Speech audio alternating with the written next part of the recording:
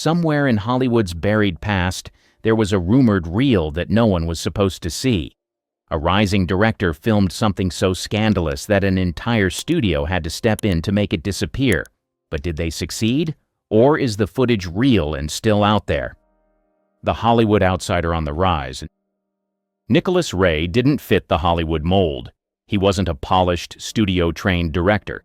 He started in architecture, worked in theater, and dabbled in radio before stepping behind the camera. His films had a rough, real feel. Dark shadows, raw emotions, and characters who didn't belong. That made him different. That made him dangerous. By the late 1940s, Ray had his big break. His first film, They Live by Night, 1948, was a love story wrapped in crime. Critics loved it. RKO did not. The studio barely promoted it, and the film faded fast. But Ray had made his mark. His next hit, In a Lonely Place, 1950, proved he could do more than tell a story. He could expose Hollywood's darkest corners. Ray was intense, brilliant, but reckless. He drank, he gambled, he had affairs. His personal life was a mess, and it spilled onto every set he worked on. He had already been through multiple marriages, including one to actress Gloria Graham. That one ended badly. He caught her in bed with his 13-year-old son.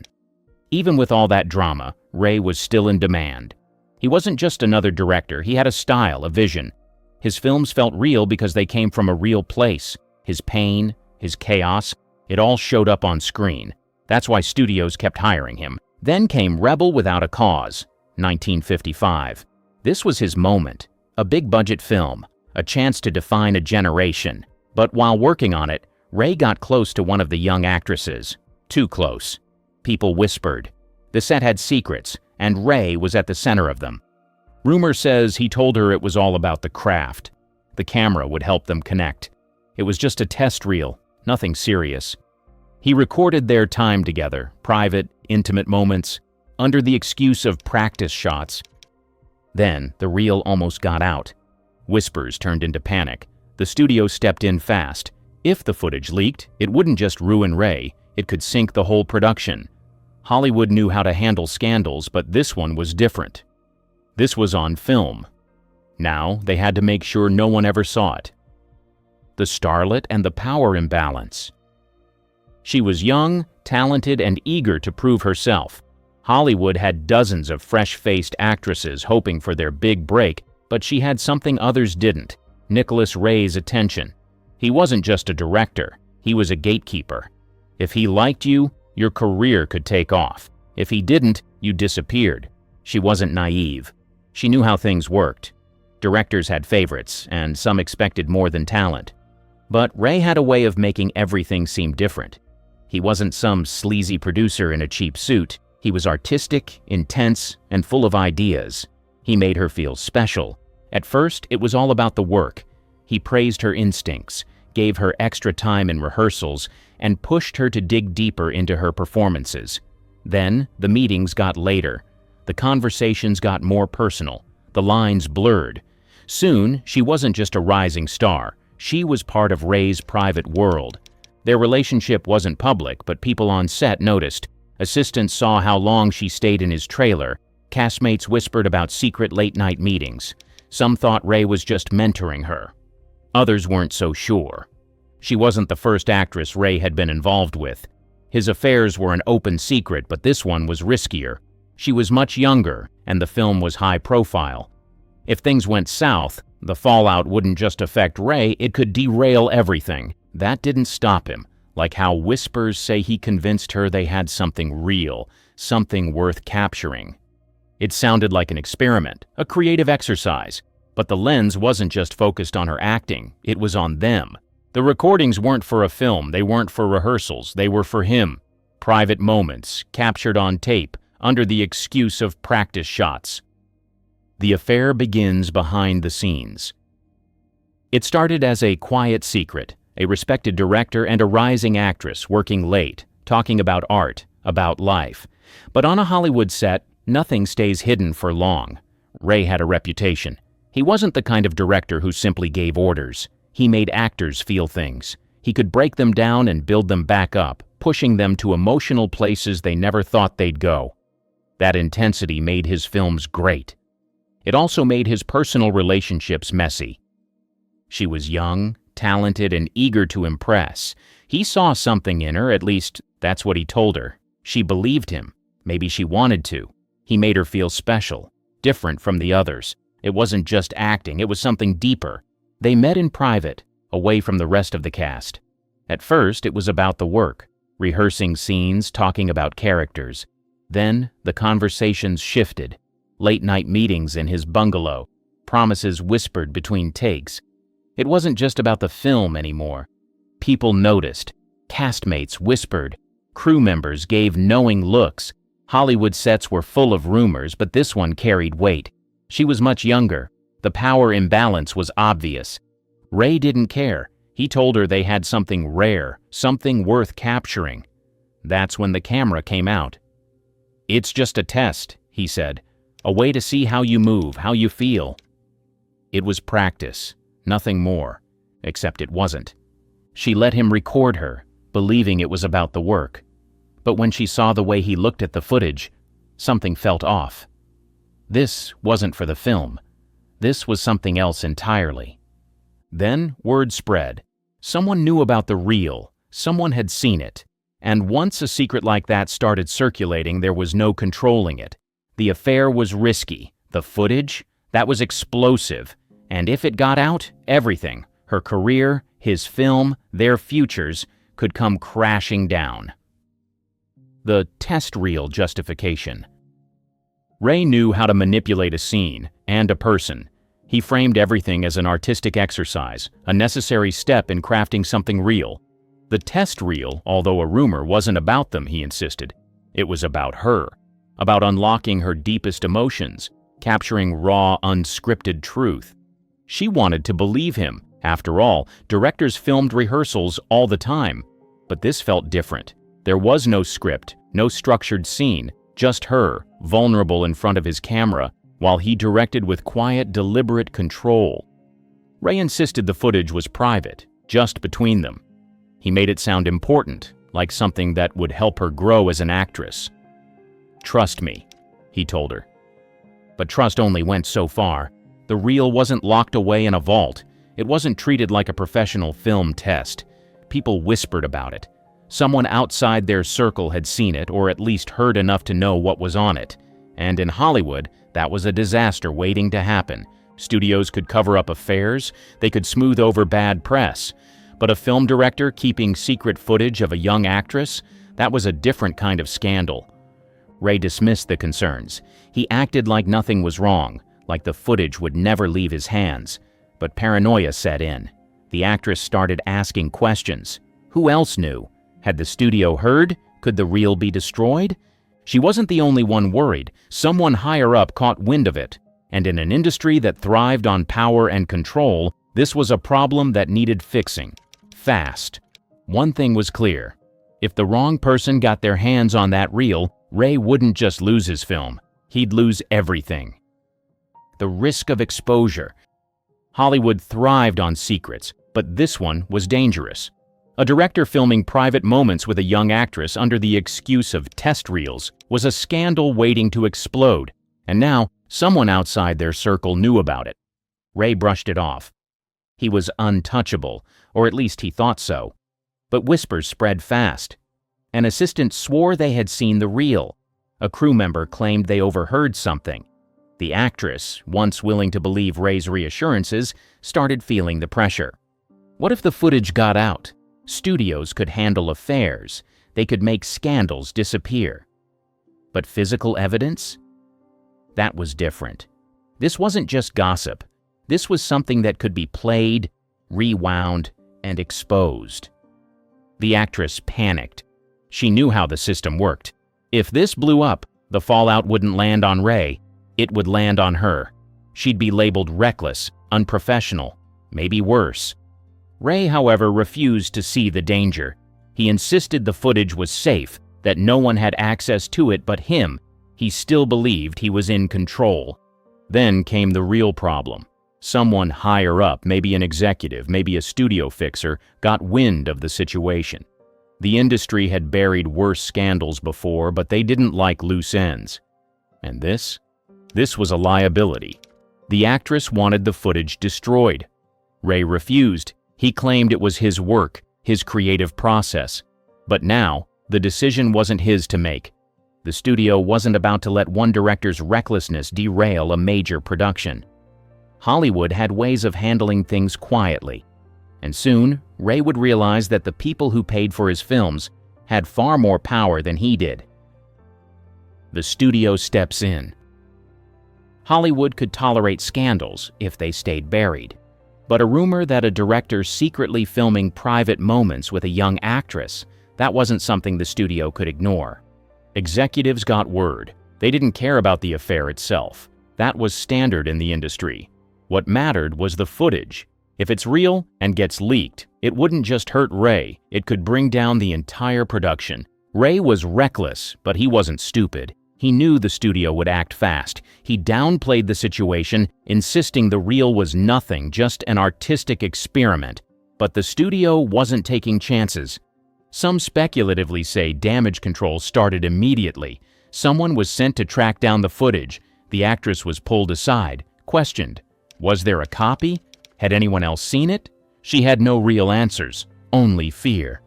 Ray resisted. The reel was his work, his property. But the studio didn't negotiate. They had fixed worse scandals before, and they knew exactly how to handle men like him. There are two ways a studio could deal with a problem like this. 1, make it disappear quietly. 2, make the person responsible disappear. Ray had been valuable, but he wasn't untouchable. His career depended on their money, their projects.